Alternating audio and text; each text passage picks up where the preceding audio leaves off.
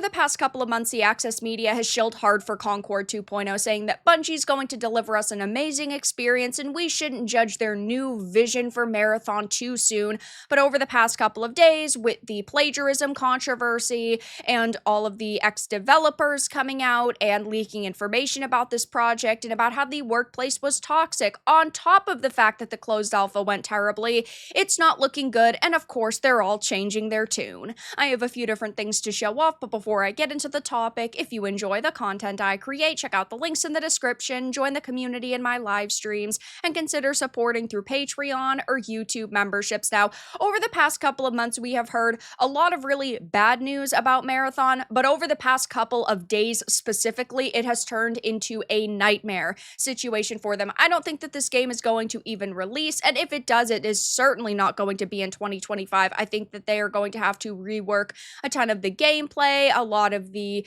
aesthetics of this title. I just think that it's going to cost them a hell of a lot of money, and they don't want to put that into a game that hasn't been taken all that positively. I think that Bungie is going to be downgraded to like a secondary studio. I don't think that they're ever going to get hundreds of millions of dollars to put into a singular game again. And of course, the Access media always wants to protect their own. They want to protect the mainstream industry so they can continue to get access and get scoops early and get inside information. They can get PR, I mean, all of these different things. And The Gamer had previously said, oh, Marathon is nothing like Concord. You guys are just being toxic for comparing them. Now they're changing their tune. And now even Paul Tassi over at Forbes is switching things up quite a bit, because just a few weeks ago, back in April, he had put up this piece talking about his honest thoughts on the Marathon reveal. And from what he says is his opinion, it's pretty positive. He says, ever since the debut, the vibe of Marathon has been excellent.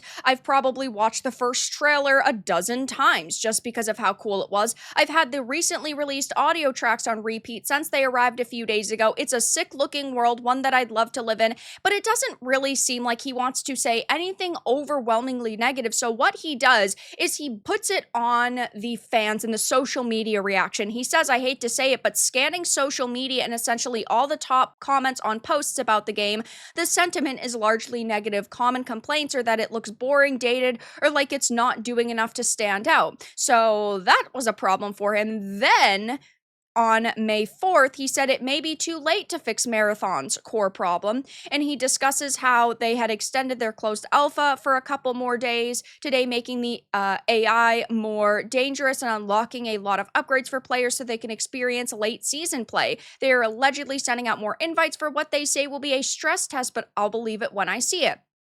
He goes on to talk about how there's no dedicated solos mode in Marathon and how he thinks that that is a major problem. I would generally agree with that. And now, of course, the sentiment has completely changed for someone like him saying it's just over for Marathon, which, hey, I completely agree with this, and I think many other people do too, but it's interesting to see the tune change. I've tried to put this off for a while now, giving Marathon the benefit of the doubt in terms of fixing what ails it and maybe snagging an audience that's large enough to make it at least sustainable. But no, it's over. I can't dispute this anymore. This has probably always been true, but the events of the past week have cemented it. I will get into the live stream and plagiarism and all that later, but this is a long, long list of what's gone wrong in the past, what's currently going wrong, and a future that does not look any brighter. He talks about the concept and how the entire idea of this game was a mistake. Bungie said that it came from a bunch of them playing Tarkov a while ago, and I heard that among the group, it was one good old boy in leadership who pushed to make this Bungie's biggest non-Destiny project and hopefully the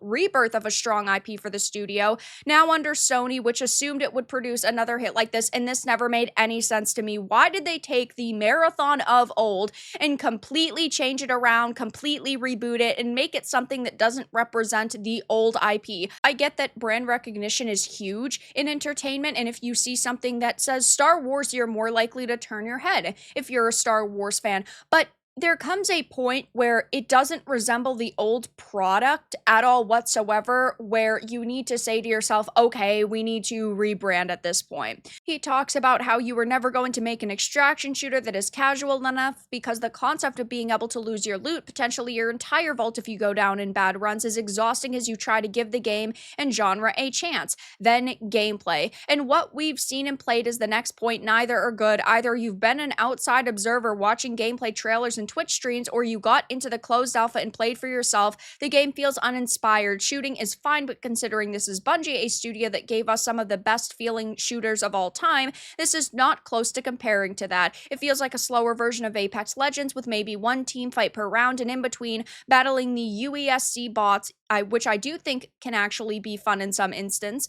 The idea that this is an extraction shooter that should use a hero model has not landed well at all. Unfortunately, I think that it looks really unbalanced. It looked really uninspired. I was not a fan of anything that I saw with this. Now, I didn't get into the closed alpha, so I can only give you my opinions based on observing, but I had absolutely no interest in actually playing it for myself after watching it.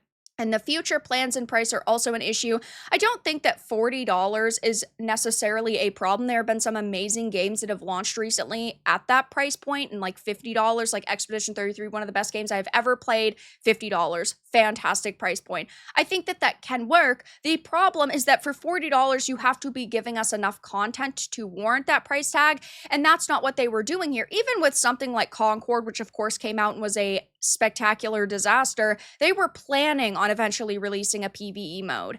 They were planning on giving you that extra content. With this, with Marathon, apparently, according to leaked information, they were never planning on doing anything like that. So it was only going to be a handful of maps and modes, and that's just a major red flag. Like, they wanted to rip every cent out of you that they could. And of course, now we get to the most recent controversies like plagiarism. Now we arrive at the massive controversy of art theft, the revelation that a supposed ex-Bungie artist outright stole a large amount of art from Anti-Real, an artist with a portfolio extremely similar to Marathon's vibes, but we know that that is really not the case because there were several people on this art team, people who currently work at Bungie and on this game, that followed that individual. So I don't know why they would ever think of saying an ex-employee or a former employee when we can see that that's a blatant fucking lie. Now, I'm not going to go in depth about the plagiarism controversy or even a potential delay. I've talked about those in other videos. They will be linked down below, but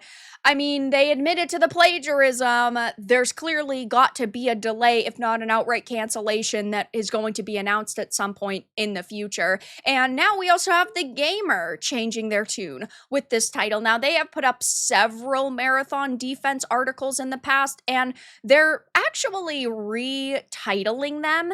If you go over to like Google or Brave and you search it up, and this was their major article that kind of blew up. It said Marathon is already being called Concord 2.0, and they kind of had a meltdown about Concord 2.0 memes in this, and they actually changed the title. So that's a interesting piece of information, but they've also already said, like, Marathon already has something that Concord didn't. We basically shouldn't compare the two simply because, oh, no two projects are alike, and even though Concord failed, that doesn't mean that Marathon would have failed. And of course, now that the plagiarism controversy is blowing up, they're talking about that, and they're defending the developers. They're saying, oh, these poor developers are going through such a hard time. They're facing backlash, and it's being all blamed on the leadership, which I think is rich because let's say the leadership at Bungie had actually told them,